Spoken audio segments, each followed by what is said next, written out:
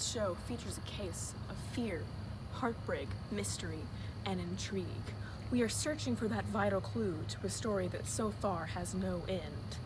Join me, Bobbert Slacks, to help solve a mystery tonight on Unsolved Mysteries.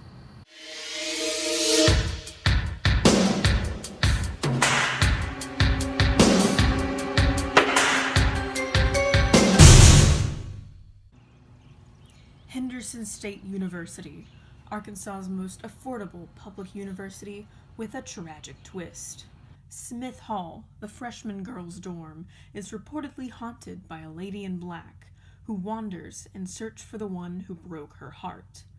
The story has a few variations, but the elements are the same. There's a girl, and there's a boy, and they fall in love. But unfortunately, the boy breaks up with her to follow a freshman girl from Henderson. Some say the lady in black was a Henderson student, and some say she was from Ouachita Baptist.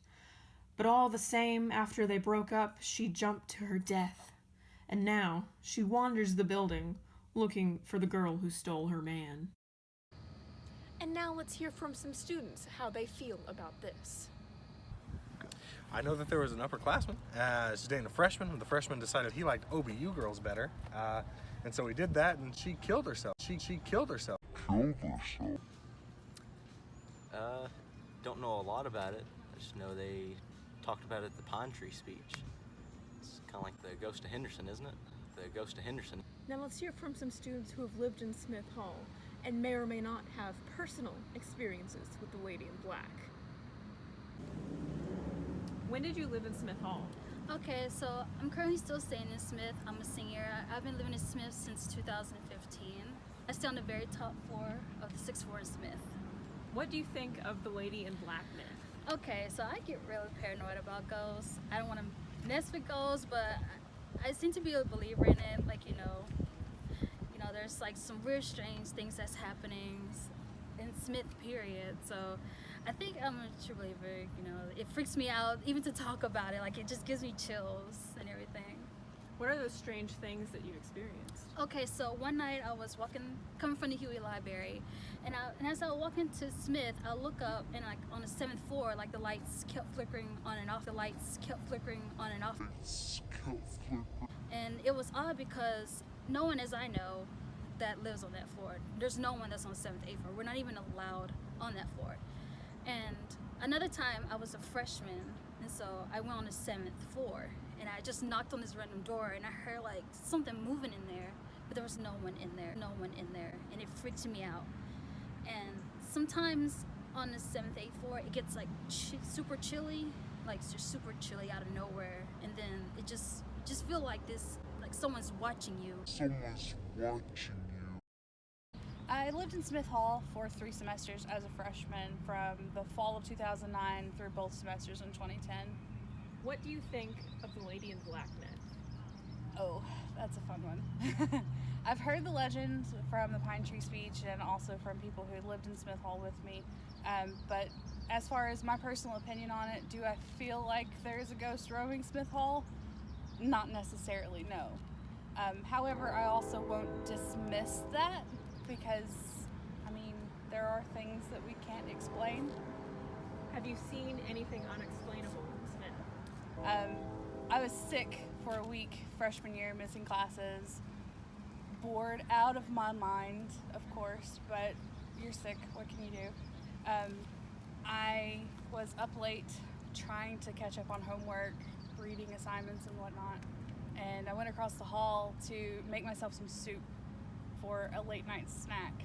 And as I was heading back into my room, I heard this strange noise coming from the elevator area. And as I turned around, I saw something go around the corner.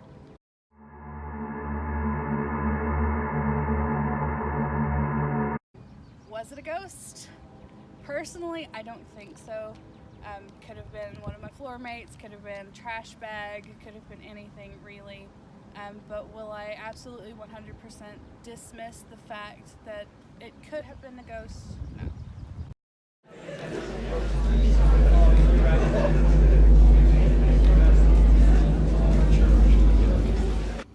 Compelling stories and mysterious circumstances. Now, let's hear what an expert has to say about this. The Lady in the Black story is a really interesting story for the HSU and OBU students. I think that this story really talks to you and speaks to the differences, particularly the religious differences between these two schools. OBU was founded as a Baptist college. It still is a Baptist college today. Henderson was founded as a Methodist college, and it's even though it's no longer a Methodist college, there's still a really distinct boundary and defining line between these two schools and kind of that rivalry. And the origins of this story are kind of all over the place.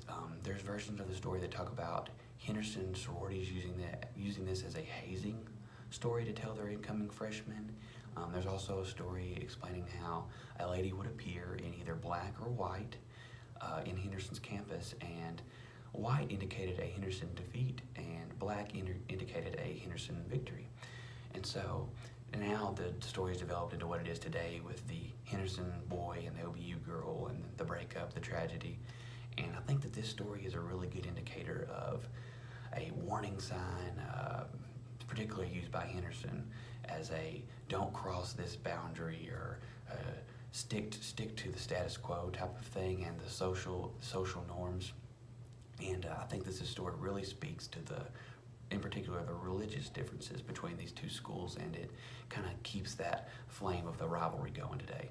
Now, this campus may or may not be haunted, but something is undeniable about the atmosphere here on this campus. Something spooky, eerie, paranormal. The world may never know, but that's all for tonight's Unsolved Mysteries.